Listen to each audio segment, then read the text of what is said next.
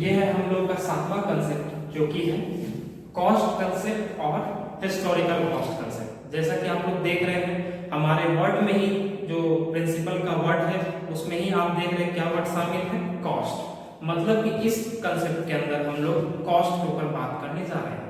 अब आप देख सकते हैं मैंने यहाँ पर क्या लिखा है, according to this concept an asset is ordinarily recorded in the books of account at the price it was acquired. तो बहुत सारे ऐसे एसेट्स होते हैं जिसके प्राइस हमेशा फ्लक्चुएट करते रहेंगे। तो ये एक हमेशा से समस्या रहा है हमारे बुक्स ऑफ अकाउंट में कि हम लोग किस प्राइस में अपने उस एसेट को रिकॉर्ड करें। अभी जो प्राइस हमने पे किया है उस एसेट को खरीदने के लिए वो, या फिर जो मार्केट में एट प्रेजेंट चल रहा है वो, या फिर किसी कारण से अगर उस एसेट का या कमोडिटी का प्राइस इन्फ्लेट हो या डिफ्लेट हो इकोनॉमी की वजह से, तो उस प्राइस को फिर हम उसे चेंज करते रहे।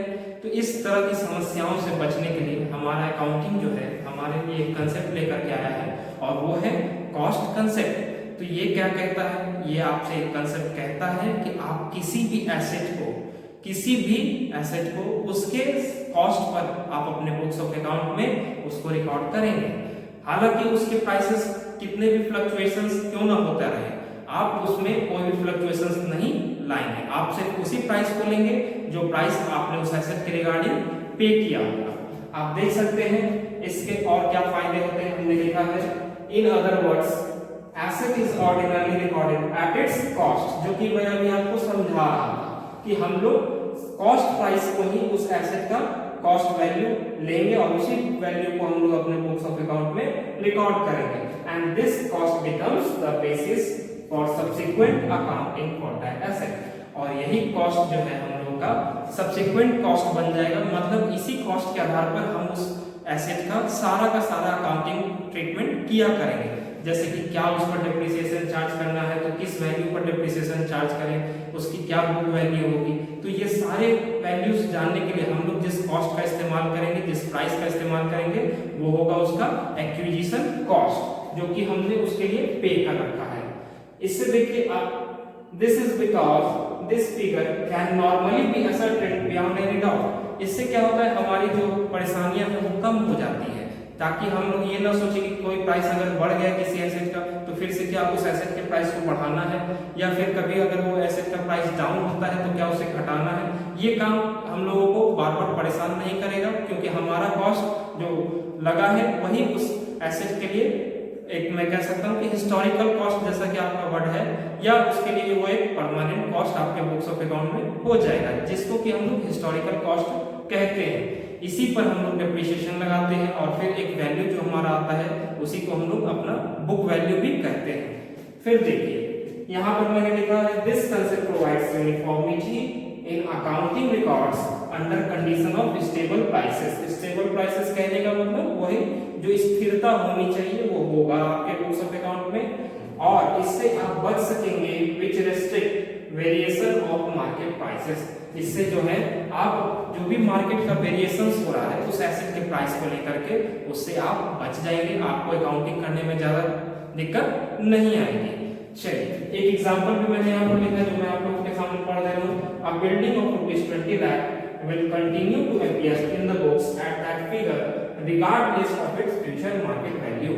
इसका मतलब हमने जो बिल्डिंग के लिए 20 लाख रुपए दिया है उसके एक्वायरिंग के लिए या उसके एक्विजिशन के लिए हम अपने बुक्स ऑफ अकाउंट में उसी वैल्यू को कैरी करेंगे तब तक जब तक कि वो उसका फ्यूचर हमारा जब तक कि हम लोग उसने अकाउंट्स में उस एसेट को कंटेन कर रहे हैं या हमारे लिए वो एसेट वर्किंग लाइफ में है।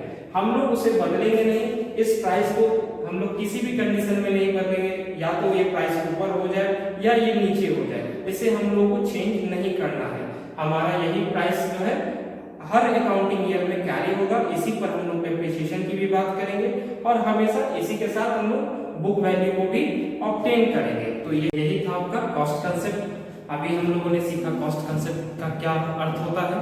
अब हम लोग जो इसके बाद कंसेप्ट पढ़ेंगे वो है हमारा डुअल एस्पेक्ट कॉन्सेप्ट। ये बहुत ही कॉमन एस्पेक्ट का कॉन्सेप्ट है। जैसे कि आप लोग अपने बुक्स ऑफ अकाउंट में हम लोग जिस एंट्री के रिकॉर्डिंग सिस्टम को फॉलो करते हैं, सोचिए वो क्या करते हैं हम लोग उसमें क्या सिंगल एंट्री सिस्टम फॉलो करते हैं या डबल एंट्री सिस्टम फॉलो करते हैं। तो हम लोग जो अपने बुक्स ऑफ अकाउंट में रिकॉर्डिंग करने का जो सिस्टम फॉलो करते हैं उसे हम लोग डबल एंट्री सिस्टम कहते हैं। आखिर ये डबल एंट्री सिस्टम की बात कहाँ से आई? तो ये बात हम लोगों का ये कंसेप्ट जो अकाउंटिंग प्रिंसिपल है, ये कंसेप्ट हम लोग का ये बात कहता है कि आप किसी भी ट्रांजैक्शन को जब अपने बुक्स ऑफ अकाउंट में रिकॉर्ड करते हैं तो उसमें आप डुअल एस्पेक्ट कॉन्सेप्ट की मदद लेते हैं। कहने का मतलब अगर आपके बिजनेस में कोई भी ट्रांजैक्शन होता है तो ये कम से कम आपके दो अकाउंट को इफेक्ट करेगा ही करेगा, और एक अकाउंट जिसमें आपका डेबिट होएगा तो दूसरा अकाउंट स्वयं उसी जगह पर उतने ही अमाउंट से क्रेडिट भी होगा। जैसे मान लीजिए मैं एग्जांपल ले लेता हूँ रेंट। अगर मैं रेंट पे करता हूँ 5,000 रुपए का तो मैं क्या कहूँगा, कैश पेड फॉर रेंट ₹5,000। तो यहाँ पर देखिए आपका दो अकाउंट अफेक्टेड हुआ है, एक आपका कैश अकाउंट, दूसरा आपका रेंट अकाउंट। अब इसी में से एक अकाउंट आपका डेबिट होगा और दूसरा आपका क्रेडिट होगा। इसी एस्पेक्ट से हमें एक और चीज मिलती है जो कि हमारे अकाउंटिंग इक्वेशन की बात कहता है। आप लोगों ने देखा होगा अपने बुक्स ऑफ अकाउंट में हमेशा ये बात आपको मिलेगा, assets is equal to liabilities plus capital. हमने आप लोगों से बेसिक टर्म्स के वीडियो में ये बात जिक्र किया है कि एसेट्स किसे बोलते हैं, लायबिलिटीज किसे बोलते हैं और कैपिटल किसे बोलते हैं। तो ये जो अकाउंटिंग इक्वेशन है ये हम लोगों को इसी कंसेप्ट के माध्यम से मिल पाया है। तो ये हमेशा कहता है कि आपका बुक्स ऑफ अकाउंट जो है, आपके बुक्स ऑफ अकाउंट में जितने रुपए का या जितने स्ट्रेंथ का एसेट्स है, जितने वैल्यू का आपका एसेट्स है, सेम समय में उतने ही वैल्यू की आपकी लायबिलिटीज भी होगी। और लायबिलिटीज को जब हम लोग फर्दर एक्सटेंड करते हैं तो ये दो पार्ट में एक्सटेंड होता है। एक हमारा कहलाता है इंटरनल लायबिलिटी, दूसरा हमारा हो जाता है एक्सटर्नल लायबिलिटी। इंटरनल लायबिलिटी कहने का मतलब जो बिजनेस के मालिक के द्वारा जो भी पैसा या जो भी गुड्स बिजनेस में लगाया गया है वो इंटरनल लायबिलिटी कहलाता है, जिसी को हम कैपिटल के नाम से भी जानते हैं। और जो बाहरी लोगों के द्वारा पैसा लगाया जाता है हमारे बिजनेस में वो हम लोग का एक्सटर्नल लायबिलिटी कहलाता है, और उसे हम लोग आउटसाइड लायबिलिटी को ही हम लोग लायबिलिटी के वर्ड पे ही छोड़ देते हैं। आप देख सकते हैं इसी इक्वेशन से हमारे अकाउंट्स में सारे इक्वेशन जनरेट हो जाते हैं। अगर इसी तरह से आप कैपिटल का भी इक्वेशन बनाना चाहेंगे तो आप एसेट्स माइनस लायबिलिटीज कर सकते हैं। तो यही था आपका डुअल एस्पेक्ट कॉन्सेप्ट। आइए अब हम लोग पढ़ेंगे अपना नौवां कंसेप्ट जो कि है रेवेन्यू रिकॉग्निशन या रियलाइजेशन कंसेप्ट। हमारे अकाउंटिंग में ये बार बार समस्या आती है कि रेवेन्यू को कब रिकॉग्नाइज करना है। अगर आपका कोई ट्रांजैक्शन एक दिनों में कंप्लीट हो जाता है तो वहां पर ये समस्या नहीं आती है। जैसे कि अगर आपने किसी से कोई गुड्स परचेज किया है और आज ही के आज उसको पेमेंट भी कर दिया तो यहाँ पर कोई प्रॉब्लम नहीं है, सर आज इसका हम एंट्री कर देंगे अपने बुक्स ऑफ अकाउंट में। लेकिन सोचिए थोड़ा देर के लिए कि अगर कोई ट्रांजैक्शन ऐसा हो जो आपका एक टाइम पीरियड से ज्यादा टाइम पीरियड को इन्वॉल्व कर रहा हो या वो एक समय से ज्यादा समय को अपने अंदर इन्वॉल्व करा रहा हो, तो उस केस में आप किस डेट में अपने बुक्स ऑफ अकाउंट में उस ट्रांजैक्शन को रिकॉर्ड कीजिएगा या आप कब मानिएगा कि आपका रेवेन्यू जो है रिकॉग्नाइज हो चुका है, रियलाइज हो चुका है। तो इसी प्रॉब्लम का सॉल्यूशन जो है हमारा अकाउंट्स जो है हमें एक प्रिंसिपल या कंसेप्ट के आधार पर देता है जिसका नाम है रेवेन्यू रिकॉग्निशन कंसेप्ट, या फिर उसी को हम लोग रियलाइजेशन कंसेप्ट के नाम से भी जानते हैं। तो देखिए हम इसमें पढ़ देते हैं आप लोगों के सामने। According to this concept revenue should be brought into account only when it is actually realized. However, it is not always easy to determine when revenue is realized. तो हम लोग जानते हैं कि हमें अपने बुक्स ऑफ अकाउंट में उस ट्रांजैक्शन को या उस रेवेन्यू को तभी रिकॉर्ड करना है जब वो रियलाइज होगा, मगर समस्या तो यही है कि कब मानेंगे कि वो रेवेन्यू हमारा रियलाइज हो रहा है। तो इसी समस्या का समाधान पाने के लिए हम लोग इस कंसेप्ट का मदद लेते हैं। आइए और आगे मैं पढ़ना चाहूंगा। Revenue is earned by sale of goods और प्रोवाइडिंग अ सर्विस। रेवेन्यू आपका दो तरीके से अर्न किया जाता है, या तो हो सकता है आप गुड्स को सेल या परचेस करते होंगे, या फिर आपकी जो कंपनी है वो सर्विस प्रोवाइडिंग कंपनी भी हो सकती है। तो यहाँ पर आपका जो कंसेप्ट बोलता है रेवेन्यू रिकॉग्निशन का, वो आपसे कह रहा है concept of revenue recognition determines the time और the particular period in which revenue is realised. तो आपको वो टाइम, यहाँ पर टाइम या वो पार्टिकुलर पीरियड आपको लेना होगा जिस पीरियड में या जिस टाइम पीरियड में आपने रेवेन्यू को रियलाइज किया। तो अब आप कैसे समझेंगे कि वो कौन सा टाइम पीरियड होगा जब आपका रेवेन्यू रियलाइज्ड कहलाएगा? तो इसी को जानने के लिए हमने एक और लाइन यहाँ पर लिखा है, revenue is deemed to be realised when the title और the ownership, when the title, आपके गुड्स का टाइटल या ओनरशिप जो है आप क्या करेंगे, उसको ट्रांसफर कर देते हैं। किसे? अपने परचेजर को। वही टाइम पीरियड आपका कहलाएगा कि अब आप इस गुड्स को या इस रेवेन्यू को रियलाइज कर सकते हैं। इसको और समझने के लिए मैं यहाँ पे देखिए क्या लिखा हूँ, and when he has legally become liable to pay the amount. मतलब आपका जो परचेजर है वो कानूनन रूप से उस अमाउंट को पे करने के लिए उसकी लीगली जो है लायबिलिटी क्रिएट हो जाती है, मतलब दायित्व क्रिएट हो जाता है। तो अब आप समझेंगे, जैसे कि मैं आपको एक एग्जांपल देना चाहूंगा। इस एग्जांपल को देने के पहले मैं एक बात आपसे और कहना चाहूंगा कि यहाँ पर ध्यान रखिए, इस कंसेप्ट के अंदर आपका पेमेंट से मतलब कैश से कोई रिलेशन नहीं है। ये आप नहीं समझे कि सर जिस दिन पेमेंट होगा क्या उस दिन मानेंगे हम रेवेन्यू को रियलाइज, नहीं।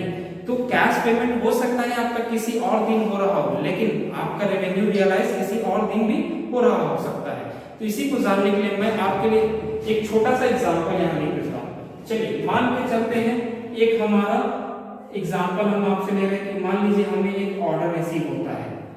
ये होता है, ऑर्डर का डेट है 1 जनवरी, ठीक है। इस दिन हमने अपने ऑर्डर को रिसीव किया। अब मानिए कि इसका सप्लाई जो है हम कब कर रहे हैं, हमें और भी ऑर्डर्स हमारे आते रहते, इसलिए हमने इसका सप्लाई जो किया है वो किया है 20th जनवरी। कब किया है आपने? 20th जनवरी को। और मान के चलिए कि इसका जो पेमेंट आता है, ये पेमेंट डेट जो है इसका, ये मैं ले लेता हूं 1 अप्रैल को मैं ले लेता हूं। 1 अप्रैल ले लीजिए, यहाँ पर आपके पास 3 डेट आ गया। अब आप देख सकते हैं कि हमने ऑर्डर कब रिसीव किया है 1 जनवरी को, इसका सप्लाई कब किया है 20th जनवरी को, और पेमेंट कब रिसीव हुआ है हमें तो 1 अप्रैल को। तो यहाँ पर आपको ये नहीं सोचना है कि सर पेमेंट इस दिन आया तो इस दिन क्या हमारा वो रेवेन्यू रियलाइज कर लाएगा, नहीं। आप ये देखिए कि इन तीनों डेट्स में आपने अपने गुड्स का या आपने कब अपने टाइटल को या ओनरशिप को ट्रांसफर किया है, उस डेट पे आपका वो रेवेन्यू रियलाइज हो जाता है। तो आपने ऑर्डर डेट में तो सिर्फ ऑर्डर रिसीव किया था, लेकिन इस डेट में सप्लाई डेट जो आपका है 20th जनवरी, इस दिन आपने अपने गुड्स को सामने वाले परचेजर को ट्रांसफर कर दिया, मतलब आप अपने गुड्स के ओनरशिप को उसे ट्रांसफर कर दिए। तो आप क्या बोलेंगे कि हमारा 20th जनवरी को ही हम मान के चलेंगे कि हमारा जो रेवेन्यू है वो रियलाइज हो गया है, और इसी डेट में आप अपने बुक्स ऑफ अकाउंट में अपने जो ट्रांजैक्शन को रिकॉर्ड करने का काम करेंगे। ध्यान दीजिएगा 1 अप्रैल से हमारा कोई लेना देना यहाँ पर नहीं है, हम ये मान के चलेंगे कि इसी दिन हमारा ये ट्रांजैक्शन कंप्लीट हो गया है और इसी दिन हमारा रेवेन्यू रियलाइज भी हो रहा है, और भले ही हमें पेमेंट इस डेट में मिलेगा। तो यही आपका कहता है रेवेन्यू रिकॉग्निशन कंसेप्ट। आइए अब हम लोग अपने 10वें अकाउंटिंग कंसेप्ट को जानेंगे, जो कि है वेरिफिएबिलिटी एंड ऑब्जेक्टिविटी कंसेप्ट। क्या कहता है ये कंसेप्ट? तो देखिए इस कंसेप्ट में हमने लिखा है, this concept requires that accounting transactions should be recorded in an objective manner, free from the personal bias of either management or the accountant who prepares the account। तो बहुत बार आपने देखा होगा बिजनेस में ऐसे ऐसे भी ट्रांजैक्शंस को हम लोग रिकॉर्ड कर लेते हैं जो असल में हुआ ही नहीं था।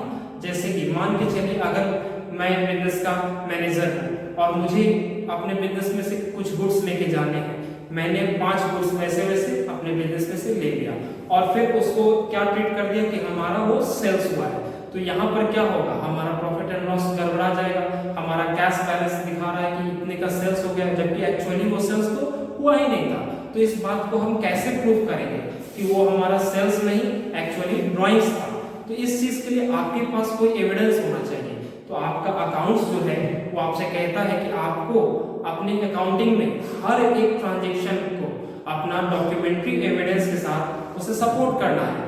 जैसे कि मान लीजिए आपने कहीं से गुड्स खरीदा है तो आप उसके लिए कैश मेमो दिखलाइए, इनवॉइस दिखलाइए, कोई डिलीवरी चालान हो सकता है, वो सब आपके लिए ऑब्जेक्टिविटी या वेरिफिएबिलिटी का काम करता है, जो कि आपके ट्रांजैक्शन को सपोर्ट करने का काम करता है। अगर मान के चलिए आपने कहीं से इनवॉइस पे गुड्स लिया है, कोई क्रेडिट गुड्स लिया है, तो आप वहां पर अपना इनवॉइस दिखलाएंगे। ये सब जो डॉक्यूमेंट्स है वो आपके लिए, आपके अकाउंट्स के लिए वेरिफिएबिलिटी का काम करता है। इसी में आप देखेंगे हमने यहाँ पे लिखा भी है कि it is possible only when each transaction, आपके हर एक ट्रांजैक्शन जो कि आप अपने बुक्स ऑफ अकाउंट में रिकॉर्ड करेंगे वो आपका सपोर्टेड होना चाहिए आपका वेरिफिएबल डॉक्यूमेंट से।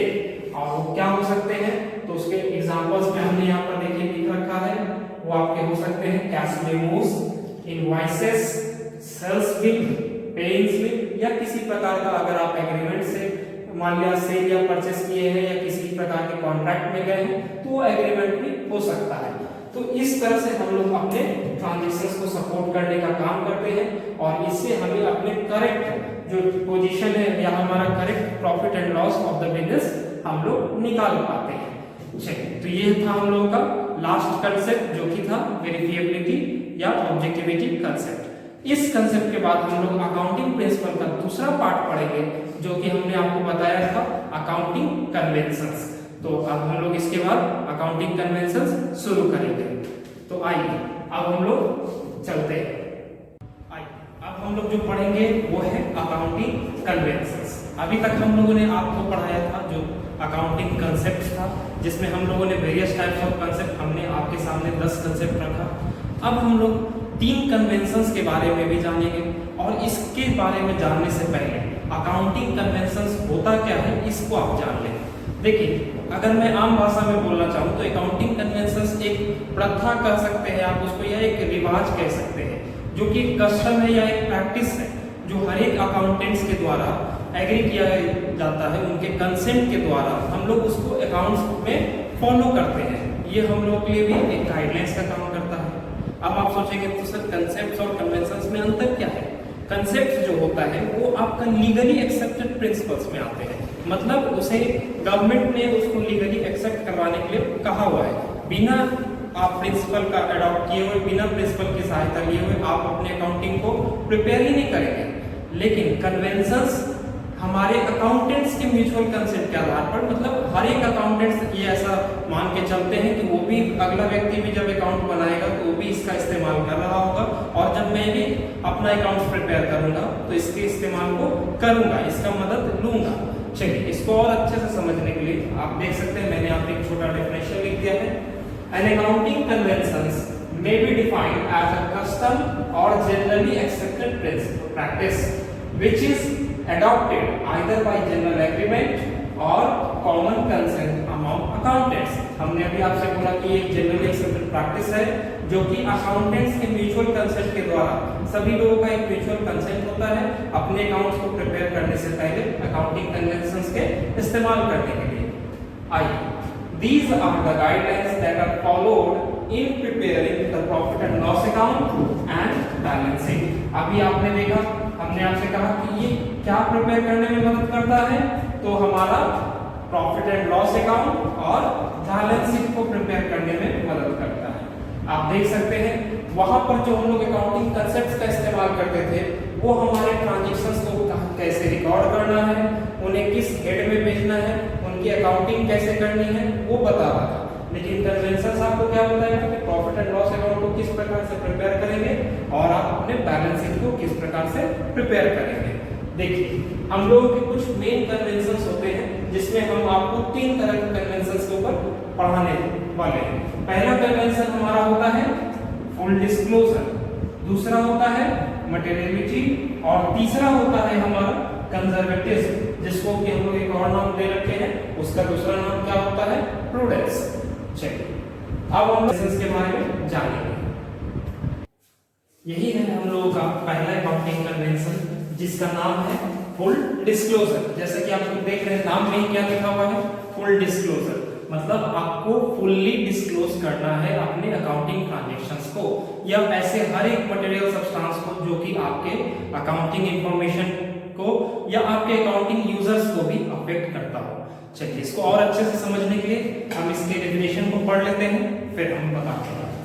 Disclosure is an accounting principle that requires full disclosure of all material matters affecting the financial statement that would be of interest to the users of accounting, है ना। तो अब आप देखिए कि डिस्क्लोजर हमसे क्या कह रहा है कि ये मटेरियल है जो कि आपके हर एक मटेरियल सब्सटेंस जो कि आपके डिसीजन को अफेक्ट कर सकता है, आपके यूजर्स के डिसीजन को अफेक्ट कर सकता है, उन सभी ट्रांजैक्शंस को, उन सभी मटेरियल सब्सटेंस को आपको अपने बुक्स ऑफ अकाउंट में शो करना होता है। अभी आप फिर से पढ़ेंगे। इन अदर वर्ड्स में मैंने लिखा है there should be a sufficient disclosure of information which is of material interest to the user of financial statement such as proprietors, creditors, investors and others. तो जो मटेरियल सब्सटेंस जो हो सकता है आखिर वो किसके यूज के लिए होगा, तो आप जानते हैं कि जो आपके फाइनेंशियल स्टेटमेंट्स के यूजर्स होंगे उन्हीं के लिए होगा। और वो कौन कौन होंगे, तो हमारे प्रोप्राइटर्स होंगे, इन्वेस्टर्स हो सकते हैं, क्रेडिटर्स हो सकते हैं और अदर पर्संस भी हो सकते हैं। इन सभी के लिए जो ऐसे ट्रांजैक्शंस हमारे होते हैं जो कि हमारे डिसीजन को अफेक्ट भी कर सकते हैं, उन सभी का रिकॉर्डिंग हमको अपने बुक्स ऑफ अकाउंट में दिखाना होता है। चलिए अब मैं बता देता हूं। The principle is so important that the Companies Act make ample provisions for the disclosure of essential information in the financial statements of a company. ये प्रिंसिपल आपका इतना इंपॉर्टेंट है कि कंपनीज एक्ट ने इसके लिए अलग से एक प्रावधान ही बना दिया है कि आप हर एक चीजों को फुली डिस्क्लोज करेंगे। और अगर कोई चीज ऐसी भी है जिसको आप डिस्क्लोज नहीं कर पा रहे हैं तो उनके लिए भी क्या कहा गया है, वो भी आपको यही कंसेप्ट बताएगा जो कि है आपका फुल डिस्क्लोजर। तो देखिएगा हमने यहाँ पे लिखा है वेरियस आइटम्स और facts which do not find place in accounting statements are shown in the balance sheet by way of footnotes। तो जैसे कि हम लोग जानते हैं हर वो ट्रांजैक्शन जो हमारे स्टेटमेंट्स में जाएंगे, प्रॉफिट एंड लॉस अकाउंट में जाएंगे, उनको तो हम अपने प्रॉफिट एंड लॉस अकाउंट में दिखला देंगे, जो हमारे बैलेंस शीट में जाएंगे उनको बैलेंस शीट में दिखला देंगे। लेकिन अगर कुछ ऐसे ट्रांजैक्शन है जिनको ना तो आप प्रॉफिट एंड लॉस अकाउंट में डिस्क्लोज करा पा रहे हैं, ना ही आप अपने बैलेंस शीट में डिस्क्लोज कर पा रहे हैं, तो उनको आप कैसे डिस्क्लोज कीजिएगा, तो उसके बारे में भी ये आपका कंसेप्ट जो फुल डिस्क्लोजर है वो बोलता है कि आप उसे अपने बैलेंस शीट के नीचे फुटनोट्स बना करके उनको दर्शाएंगे। और ऐसे कौन कौन से आइटम्स हो सकते हैं जिनको आप अपने बैलेंस शीट में नहीं दिखलाते हैं, जिनको आप अपने फुटनोट्स में आपको दिखलाना पड़ता है। तो देखिए मैंने वैसे भी कुछ आइटम्स यहाँ पे लिखा है। पहला है हमारा कॉन्टिंजेंट लायबिलिटीज। कॉन्टिंजेंट लायबिलिटीज किसको बोलते हैं, आकस्मिक दायित्व जिसे हम लोग कहते हैं। जैसे कि जो अभी आपके लिए लायबिलिटी है नहीं मगर आने वाले समय में हो सकता है कि वो आपकी लायबिलिटी बन जाए। जैसे मैं एग्जांपल के लिए आपको बताना चाहूंगा, अगर आपका कोई केस या कोई पिटीशन कोर्ट में चल रहा है जिसमें हो सकता है कि वो उसका स्विंग अमाउंट 50,000 रुपए का है, तो अगर उस डिसीजन का जो कोर्ट का डिसीजन आता है वो आपके फेवर में होगा तो आपको उस समय वो लायबिलिटी पे करने की जरूरत नहीं पड़ेगी।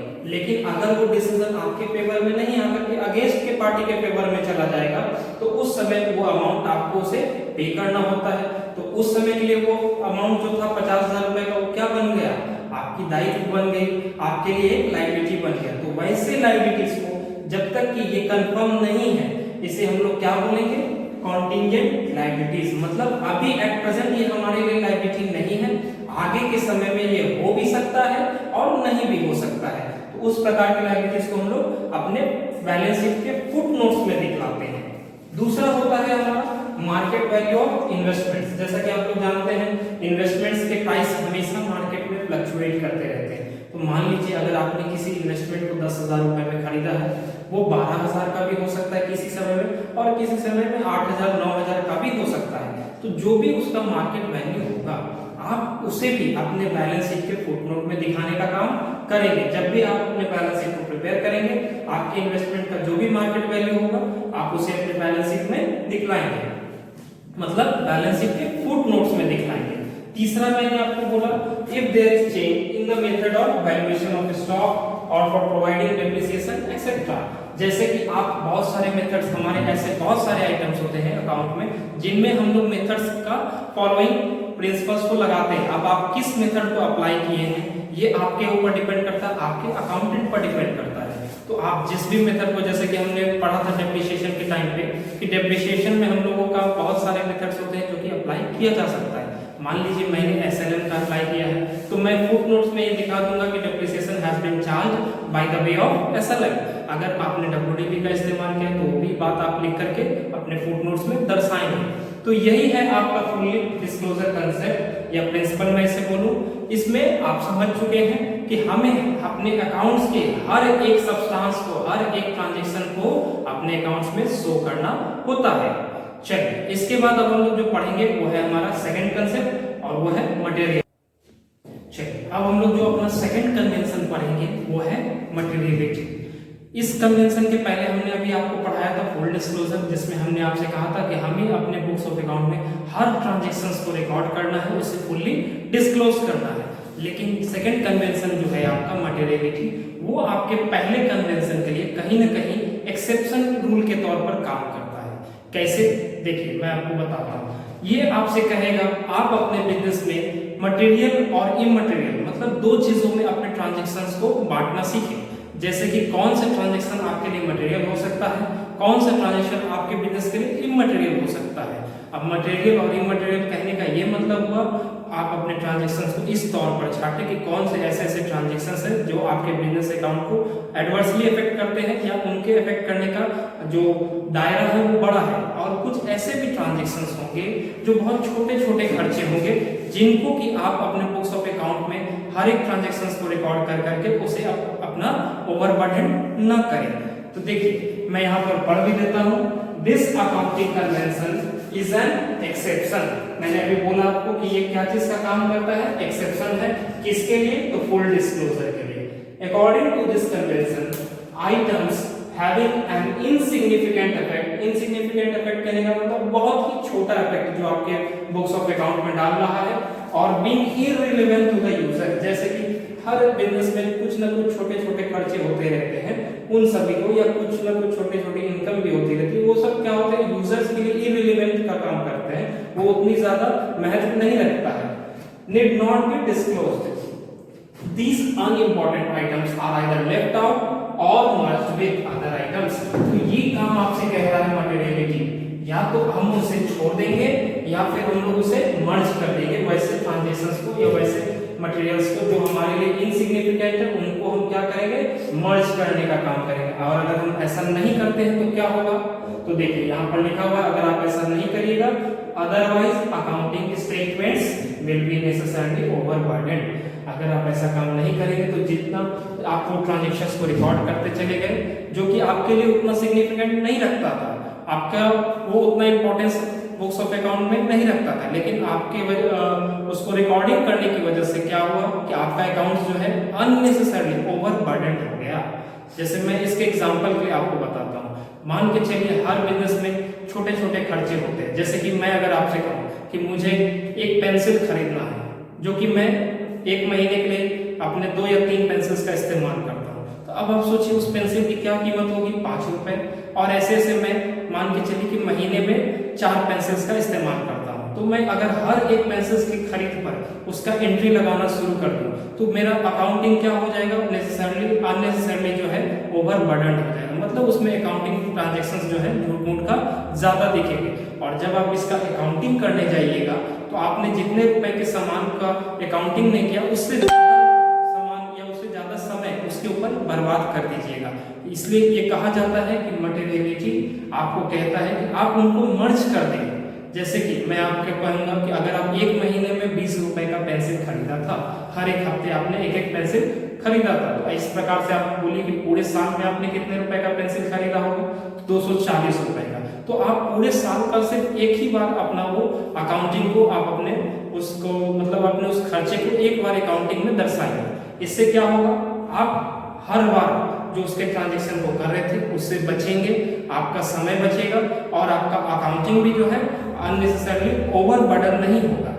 ठीक है, देखिए हमने यहाँ पर लिख भी दिया है, therefore materiality simply means that time and money should not be wasted in recording matters of insignificant importance, but whether an item is material or not is a matter of judgment। अब बहुत लोगों के साथ ये भी समस्या आएगी कि सर कौन सा आइटम जो है हम उसको मटेरियल कहेंगे या इमटेरियल कहेंगे।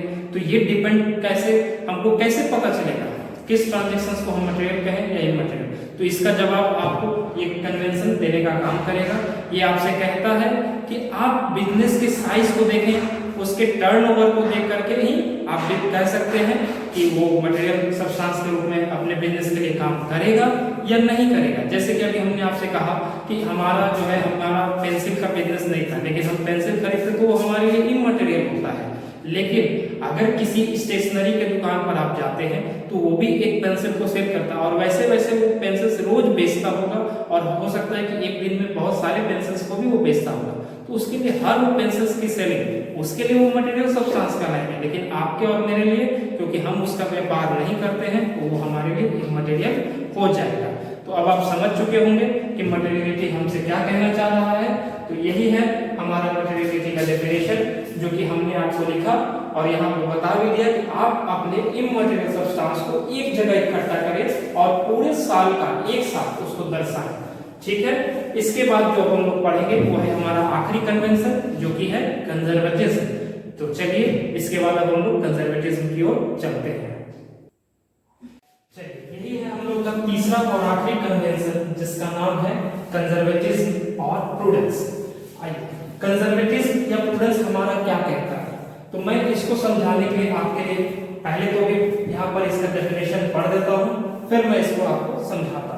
According to this convention, all anticipated losses should be recorded in the books of account। तो यहाँ पर आप देखेंगे मैंने लिखा है all anticipated losses should be recorded। ठीक है, आपको अपने बुक्स ऑफ अकाउंट में जो भी आपको लग रहा है कि हमारा लॉस हो सकता है, आप उसको, ये आपका फ्यूचर लॉस है जो आप अभी एंटिसिपेट कर रहे हैं, तो उसको आपको क्या करना है, रिकॉर्ड कर लेना है। लेकिन अगर आपका कोई एंटिसिपेटेड या अनरियलाइज्ड गेन्स है, अगर गेन्स है तो उसको आप क्या करेंगे, इग्नोर करने का काम करेंगे। In other words conservatism is the policy of playing safe. Provision is made for all known liabilities and losses even though the amount cannot be determined with certainty।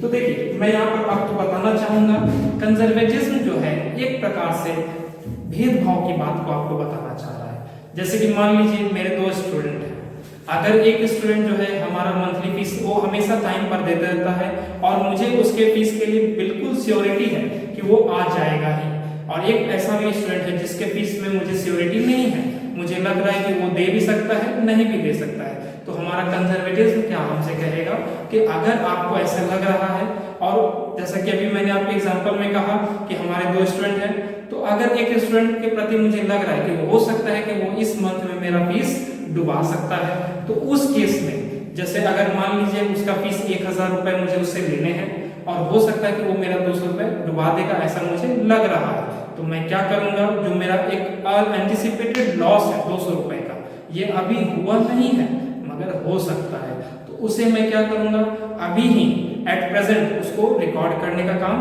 कर दूंगा। लेकिन जो इस बच्चे के विषय में मैंने आपको बोला कि वो मुझे हर महीने के अंत में फीस दे देता है और वो करीबन ऐसा बहुत समय से करते आ रहा है, फिर भी क्योंकि वो मेरा एक प्रॉफिट है, अभी वो मुझे फीस रियलाइज हुआ नहीं है, तो मैं उसे रिकॉर्ड अभी नहीं करूंगा। तो इन शॉर्ट मैं आपको ये समझाना चाह रहा हूं कि कंजर्वेटिज्म आपसे ये कहता है कि आपका जो भी लॉसेस है या हो सकता है, ऐसा आपको लग रहा है कि कोई भी लॉसेस आपके हो सकते हैं, उसको आप क्या करें, अभी ही अपने बुक्स ऑफ अकाउंट में रिकॉर्ड करने का काम करेंगे। लेकिन अगर आपका कोई फ्यूचर प्रॉफिट है जो कि आपको लग रहा है कि वो मुझे मिलेगा, अभी मिला नहीं है, तो उसको आप इग्नोर करने का काम करेंगे। यही बात मैंने यहाँ पर लिखा है कि all anticipated losses should be recorded but all anticipated gains should be ignored. अब आप समझ रहे हैं कंजर्वेटिज्म किस प्रकार से भेदभाव की बात कह रहा है, ऐसा क्यों कह रहा है, तो ये आपके बिजनेस को सेफ रखने के लिए ही कह रहा है, इसलिए ऐसा ये बोला जा रहा है कि मान के चलिए अगर आपने किसी प्रॉफिट को रिकॉर्ड कर दिया अपने बिजनेस में और वो कल को नहीं होता है, तो आपने तो डबल आपका इफेक्ट चला जाएगा ना, एक तो आपने उसको रिकॉर्ड भी कर दिया प्लस वो पैसे आपके पास आए भी नहीं। तो इस चीज से बचने के लिए ये कहता है कि आप अपने प्रॉफिट को रिकॉर्ड ना करें। और अगर आप बात करते हैं अपने लॉसेस की, तो मान के चलिए आज हमने रिकॉर्ड कर दिया, इन फ्यूचर वो लॉस अगर हो जाता है तो मेरे मेरे बुक्स ऑफ अकाउंट में कोई अंतर नहीं पड़ेगा। क्यों? क्योंकि मैंने एक एंटीसिपेटेड अमाउंट पहले से ही उसके लिए अलग कर रखा था। बस इस चीज को बचने के लिए, इसी चीज से हम लोग अपने आप को बचाते हैं, और ये हमारा कौन कहता है? कंजर्वेटिज्म कहता है। आप यहाँ पर देखेंगे, मैंने बोला कि हमारे लिए जरूरी नहीं कि वो अमाउंट सर्टेन हो, जैसे कि क्या पैसा डूबेगा ये कोई नहीं जानता, कि आपके जो भी डेटर्स हैं या आप जिससे भी पैसे लेने वाले हैं वो आपका कितना पैसा डुबा देंगे, ये कोई सर्टेन अमाउंट फिक्स होता नहीं। ये हम लोग खुद से एज्यूम करने का काम करते हैं कि वो क्या अमाउंट हो सकता है। जैसे कि जो आपको एक लग रहा है सर्टेन अमाउंट, आप उसे एज्यूम करने का काम करेंगे। हो सकता है कि वो अमाउंट उससे ज्यादा भी हो जाए, हो सकता है कि वो अमाउंट उससे कम भी हो सकता है। तो इसीलिए यहाँ पर कोई सर्टेनिटी नहीं होती है, लेकिन वो हम लोग अपने तरफ से एक सर्टेनिटी लेकर के उस अमाउंट को रिकॉर्ड करने का काम करते हैं। यहीं पर आप देखेंगे, अगर यही हमारा रहेगा likewise, when there are different alternatives for recording a transaction, the one having least favorable immediate effect on profits or capital should be adopted. अगर आपके पास 2-3 ऐसे ट्रांजेक्शंस हैं या 2-3 ऐसे अमाउंट्स नजर आ रहे हैं जिसमें कि आपको लग रहा है कि हो सकता है ये व्यक्ति, जैसे कि मैं आपको एग्जांपल के लिए बताता हूँ, किसी व्यक्ति से आपको 1000 रुपए लेने हैं और लग रहा है कि वो हमारा 200 रुपए डुबा सकता है या 300 रुपए भी डुबा सकता है या फिर 100 रुपए भी डुबा सकता है, लेकिन आपको ऐसा लग रहा है कि वो हमारा पैसा कुछ डुबा देगा। तो उस केस में आप देखिए, जो आपके लिए लिस्ट फेवरेबल होगा, जैसे कि मैं कहूँ जो कि आपके लिए सबसे ज्यादा सबसे कम फायदे वाला स्टेटमेंट होगा, तो आप देख रहे हैं वो कौन सा है? तो 300 रुपए का। तो उस केस में हम लोग क्या करेंगे?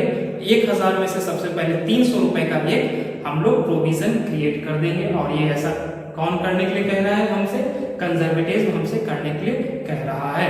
आप यहाँ पे देखिए, इसका एक फेमस सेइंग भी है, anticipate no profits but provide for all possible losses. किसी भी प्रॉफिट को हमें एंटीसिपेट नहीं करना है, मतलब हम उसकी कोई भी फ्यूचर के सर्टेनिटी नहीं लगाएंगे जब तक कि वो हमको रियलाइज नहीं हो जाता है। लेकिन अगर आपके कोई लॉसेस हैं जो कि पॉसिबल हैं, हो सकते हैं फ्यूचर में, उसको अभी ही आपको अपने बुक्स में प्रोवाइड कर देना है, मतलब कि रिकॉर्ड कर देना है। तो इसी के कुछ एग्जांपल्स भी मैं अभी आपको दूंगा, तो देखते हैं हम लोग कि हमारा कंजर्वेटिज्म का क्या क्या एग्जांपल्स होता है। देखिए, यही एग्जांपल्स है हमारे कंजर्वेटिज्म के। जैसे कि आप यहाँ पर देख सकते हैं, मैंने लिख दिया है, following are the examples of the application of the principle of the conservatism. पहला एग्जांपल मैं आपको देना चाहूंगा क्लोजिंग स्टॉक का। क्लोजिंग स्टॉक के लिए हम क्या कहते हैं? Closing stock is valued at cost price और realisable value whichever is less. तो हम अपने बुक्स ऑफ अकाउंट में क्या करेंगे? क्लोजिंग स्टॉक के लिए हमारे पास दो प्राइसेस अवेलेबल होते हैं। एक तो हमारा कॉस्ट प्राइस होता है, जितने रुपए में हमने सामान को खरीदा है। मान के चलिए ये 100 रुपए का होगा, जो हमने खरीदा था उस समय इस सामान का दाम 100 रुपए लगा। और अभी एट प्रेजेंट इसका मार्केट में रियलाइजेबल वैल्यू अगर 90 रुपए है, कि अगर मैं इस प्रकार के सामान को अभी एट प्रेजेंट मार्केट में बेचना चाहूंगा तो ये 90 रुपए में बिक रहा है। तो उस केस में हम अपने क्लोजिंग स्टॉक का अपने बुक्स ऑफ अकाउंट में क्या वैल्यू लेंगे? तो आपका कंजर्वेटिज्म क्या कहता है? आप उस वैल्यू को लीजिए व्हिचएवर इज लेस, मतलब कम रखने के लिए कह रहा है। तो आपका जो वैल्यू यहाँ पर देखेंगे 100 रुपए कॉस्ट प्राइस है और एक रियलाइजेबल वैल्यू 90 रुपए का है। तो इस केस में हम लोग 90 रुपए के वैल्यू को जो है अपने बुक्स ऑफ अकाउंट में रिकॉर्ड करेंगे। ठीक है। अब दूसरा एग्जांपल मैंने यहाँ पर लिया है प्रोविजन फॉर डाउटफुल डेब्ट्स का, is created in anticipation of actual bad debts. अब आप देख सकते हैं हम लोग जो प्रोविजन क्रिएट कराते हैं डाउटफुल डेब्ट्स का, जैसा कि अभी हमने आपको एग्जांपल दिया कि आपका किसी व्यक्ति के पास 1000 रुपए बाकी है और आपको डाउट हो रहा है कि हो सकता है वो आपका 100-200 रुपए डुबा सकता है। तो उस केस में हम लोग क्या करेंगे? तुरंत से प्रोविजन क्रिएट कर देंगे। क्या चीज का? तो प्रोविजन फॉर डाउटफुल डेब्ट्स का। अभी वो एक्चुअल बैड डेब्ट्स हुआ नहीं है, लेकिन फिर भी हमने प्रोविजन क्रिएट कर लिया। ये हमसे कौन कह रहा है? कंजर्वेटिज्म ऐसा कह रहा है कि अभी ही आप उसे अपने फ्यूचर के लॉसेस को अभी ही आप अपने बुक्स ऑफ अकाउंट में रिकॉर्ड कर दीजिए। तीसरा आपका मैंने यहाँ पर एग्जांपल लिया है ज्वाइंट लाइफ पॉलिसी का। तो ज्वाइंट लाइफ पॉलिसी क्या होता है? तो मान के चलिए जैसे हम लोग अकेले अगर अपना स्वयं का पॉलिसी कोई लाइफ पॉलिसी लेते हैं, तो वैसे ही अगर 3-4 व्यक्ति आपस में मिल करके अगर ज्वाइंट पॉलिसी ले रहे हैं तो उसी को हम लोग क्या कहेंगे, ज्वाइंट लाइफ पॉलिसी। वो क्या होता है कि 3-4 व्यक्ति अगर किसी बिजनेस में है, जैसे कि पार्टनरशिप आप जानते होंगे, उस तरह के बिजनेस में ये सब पॉलिसियां आम होती हैं। वो जब हम लोग परचेस करते हैं तो उसका एक सरेंडर वैल्यू होता है। सरेंडर वैल्यू कहने का मतलब कभी भी हम जब उसको सरेंडर करवाना चाहे, अभी उसकी मैच्योरिटी पूरी हुई नहीं है, बीच में ही अगर हम उसको सरेंडर करवाते हैं तो उस केस में as against the amount paid, इसको मैं एक एग्जांपल के लिए आपको बता दे रहा हूँ। मान के चलिए आपने 10,000 की कोई पॉलिसी खरीदी है जिसका सरेंडर वैल्यू 6,000 रुपए का है। तो अब आपका क्या है कि जो ही अगर वो पॉलिसी मैच्योर हो जाएगा तो अब आपको 10,000 रुपए पे किए जाएंगे। लेकिन अगर आप उसको बीच में तोड़वा देते हैं, जिसको हम लोग कहते हैं सरेंडर करना, तो बीच में ही अगर आप उसे सरेंडर करवाते हैं तब आपको उस समय उसके बदले में सिर्फ 6,000 रुपए मिलेंगे। तो इसी प्रकार से हम लोग अपने ज्वाइंट लाइफ पॉलिसी को अपने सरेंडर वैल्यू पर दिखलाएंगे, न कि उसके लिए जो हमने अमाउंट पे किया है उस पर दिखलाएंगे।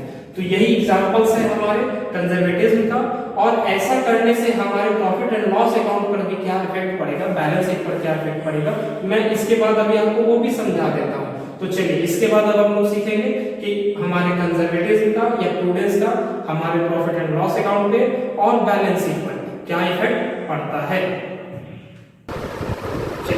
यदि अब हम लोग इसके इफेक्ट्स को भी देख लेते हैं कि हमारे कंजर्वेटिज्म का क्या इफेक्ट हो सकता है। अगर आप इसका एक्सेस यूज कर देते हैं तो ये आपके अकाउंट्स को जो है एडवर्सली इम्पैक्ट भी करेगा। जैसे कि मैं आपको यहाँ पर बता देता हूँ, the convention of conservatism should be used very cautiously. आपको इसे बहुत ही सावधानी पूर्वक इसका इस्तेमाल करना है, नहीं तो ये आपके बुक्स ऑफ अकाउंट में दो इफेक्ट डालेगा। और वो कौन कौन से हो सकते हैं तो आप देखेंगे। सबसे पहले हम लोग की बात होगी प्रॉफिट एंड लॉस अकाउंट पे। तो हमारा अगर मान के चलिए आपने कंजर्वेटिज्म का एक्सेस यूज कर लिया था, आपने जो प्रोविजन जो है एक्सेस अमाउंट पर क्रिएट कर लिया, आपके प्रॉफिट क्या होंगे, ऑटोमेटिकली घट जाएंगे, क्योंकि आपके एक्चुअल प्रॉफिट होते उससे आपका प्रॉफिट ऑटोमेटिकली घट जाएगा। जैसे कि आप एग्जांपल के लिए अगर मान के चलिए आपका 1,000 रुपए का प्रॉफिट हो रहा था, लेकिन आपने एक प्रोविजन जहाँ पर 200 रुपए का होना चाहिए वहां पर आपने इसे 400 रुपए का कर दिया, तो ऑटोमेटिकली जो प्रॉफिट आपका अभी 1,000 से वो कहाँ चला जाएगा, 600 रुपए पर आ जाएगा। मतलब जो आपके एक्चुअल प्रॉफिट से 1,000 होते वो 600 रुपए आप दिखेंगे। इसका मतलब आपका प्रॉफिट एंड लॉस अकाउंट कम गया, जो कि हो सकता है आपके इन्वेस्टर्स को या आपके यूजर्स को इफेक्ट करे, उनके डिसीजन को इफेक्ट करे। इसीलिए आप कंजर्वेटिज्म का इस्तेमाल बहुत ही सावधानी पूर्वक करेंगे। दूसरा इफेक्ट आपका आएगा वो है बैलेंस शीट पर। Balance sheet will disclose under statement of assets. Balance sheet में आपका क्या होगा, वो under statement of assets and over statement of liabilities. कहने का मतलब आपके एसेट्स का वैल्यू जो है अपने एक्चुअल वैल्यू से काफी कम हो जाएगा, और वही आपका क्या करेगा, आपके लायबिलिटीज को ओवर स्टेट कर देगा। जैसे कि अभी आपने देखा, मान लीजिए आपका अगर कोई डेटर है जो कि आपका 1,000 रुपए का है और आपने वहां पर उसके 200 रुपए का क्या किया था, प्रोविजन क्रिएट कर दिया, तो ऑटोमेटिकली आपकी जो है एसेट्स 1,000 रुपए का था वो आपने उसको 800 रुपए का बना दिया, जबकि आपकी लायबिलिटीज जो है अभी भी 1,000 रुपए पर ही है। तो आपका क्या होगा, बैलेंस शीट में आपके एसेट्स अब 800 रुपए पर आ गए, जबकि आपकी लायबिलिटीज अभी भी 1,000 रुपए पे। इसी को हम लोग बोलते हैं under statement of assets and over statement of liabilities in comparison to actual value, जो कि आपका 1,000 होना चाहिए। तो यहाँ पर ये क्या इफेक्ट डाल सकते हैं, देखिए the above mention effects will result in creation of secret reserve which is in direct conflict with the convention of full disclosure. तो ये सारे इफेक्ट जो है हमारे बुक्स ऑफ अकाउंट में एक रिजर्व का क्रिएशन करवा देंगे, जिसको कि हम लोग सीक्रेट रिजर्व कहते हैं। जिस पैसे के विषय में हम किसी को बता नहीं पा रहे होंगे और वो एक रिजर्व बन खड़ा हो जाएगा, जिसका नाम हो जाएगा सीक्रेट रिजर्व। जबकि अभी हम लोगों ने फुल डिस्क्लोजर कंसेप्ट में ये बात पढ़ा कि हमें अपने अकाउंट्स में फुल्ली डिस्क्लोज करना है हर एक मटेरियल सब्सटेंस को, हर एक ट्रांजेक्शन को। तो फिर ये जो पैसों के अंतर बीच में आपकी आएगी वो आपका फुल डिस्क्लोजर कंसेप्ट के साथ एक कॉन्फ्लिक्ट पैदा कर देगा। इसीलिए आप लोग कंजर्वेटिज्म का इस्तेमाल ध्यानपूर्वक करें और बहुत ही सावधानी से इसके अमाउंट को आप लोग मान लिया कुछ भी जो आप एज्यूम